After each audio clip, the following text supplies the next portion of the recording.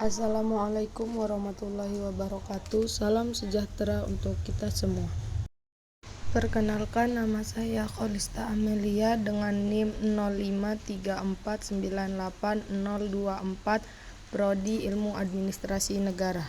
Dalam video ini saya akan menyampaikan laporan lisan tugas tutorial 2 Administrasi Perkantoran tentang dampak efisiensi anggaran pada sektor pendidikan. Mari kita telusuri bersama dalam video ini. Pengertian pendidikan. Pendidikan adalah proses pembelajaran yang melibatkan pengetahuan, keterampilan, dan kebiasaan yang diturunkan dari satu generasi ke generasi berikutnya melalui pengajaran dan pelatihan. Secara etimologi, pendidikan berasal dari bahasa Yunani, pedagogie, yang terdiri dari kata pais yaitu anak dan egain yaitu membimbing, sehingga pendidikan berarti membimbing anak. Menurut Undang-Undang Nomor 20 Tahun 2003, pendidikan adalah usaha sadar dan terencana untuk mewujudkan suasana belajar dan proses pembelajaran agar peserta didik secara aktif mengembangkan potensi diri untuk memiliki kekuatan spiritual agama serta keterampilan yang diperlukan dirinya. Apa saja sih dampak positif dari efisiensi anggaran? Yuk kita simak sama-sama. Di gambar ini adalah beberapa dampak positif dari efisiensi anggaran pendidikan. Yang pertama, pengalokasian dana yang lebih tepat sasaran. Yang kedua, meningkatkan kualitas pendidikan melalui pengelolaan lebih efektif. Ketiga, pemanfaatan teknologi untuk efisiensi operasional. Yang keempat, mendorong kemitraan dengan sektor swasta. Efisiensi anggaran membuka peluang berkolaborasi dengan pihak swasta melalui program CSR. Yang kelima, mendukung pembangunan berkelanjutan dan stabilitas ekonomi. Dan ada juga dampak negatif dari efisiensi anggaran pendidikan, yaitu dampak negatif dari efisiensi anggaran pendidikan yaitu yang pertama, penurunan kualitas pendidikan. Pemangkasan anggaran menyebabkan berkurangnya fasilitas pendidikan, keterbatasan dana untuk pengembangan tenaga pendidikan. Yang kedua, bertambahnya angka putus sekolah.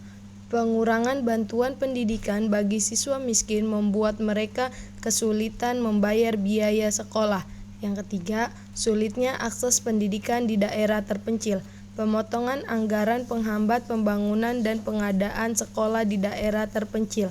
Yang keempat, pemecatan guru honorer secara manual untuk menghemat anggaran. Pemecatan guru honorer yang berdampak pada kesejahteraan tenaga pendidik dan kualitas belajar.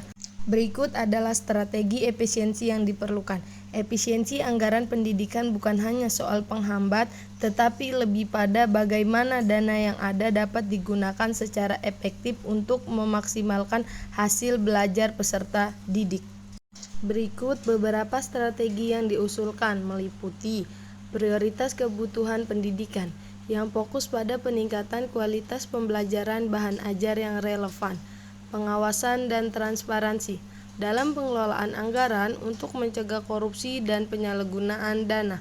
Pemanfaatan teknologi sebagai sarana pembelajaran yang efisien dan dapat menjangkau lebih banyak siswa dengan biaya yang lebih rendah. Evaluasi berbasis kinerja agar setiap pengeluaran anggaran dapat diukur dampaknya terhadap peningkatan kualitas pendidikan. Berikut adalah konteks dan realisasi anggaran pendidikan. Pada APBN tahun 2025, anggaran pendidikan mencapai 724,3 triliun dengan alokasi yang tetap menjaga minimal 20% dari lokasi APBN. Anggaran digunakan untuk berbagai program strategi seperti Program Indonesia Pintar, PIP, dan lain-lain.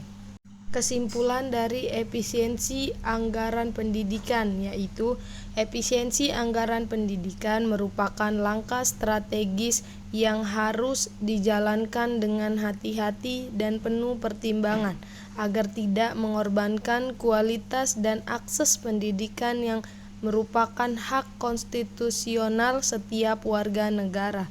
Pemerintah perlu memastikan bahwa efisiensi tidak hanya sekedar pemangkasan anggaran, tetapi juga perbaikan sistem distribusi, transparansi, dan akuntabilitas penggunaan dana. Dengan demikian, efisiensi anggaran pendidikan dapat menjadi kunci untuk menciptakan pendidikan yang berkualitas, merata, dan berkelanjutan, yang pada akhirnya akan mendukung terciptanya SDM sumber daya manusia yang unggul dan masa depan bangsa yang lebih cerah. Pengelolaan anggaran yang efisien sekaligus efektif akan menjadi bahwa pendidikan benar-benar menghasilkan hasil yang nyata bagi peningkatan sumber daya manusia. Saya berharap ke depannya kebijakan efisiensi ini tidak hanya langkah strategis pemerintah untuk mengelola sumber daya, tetapi pemerintah juga mampu melahirkan sistem pendidikan yang lebih efektif dan memiliki sifat kesetaraan dan efisiensi. Membuat inovasi atau rancangan supaya mampu menjangkau seluruh lapisan masyarakat tanpa diskriminasi.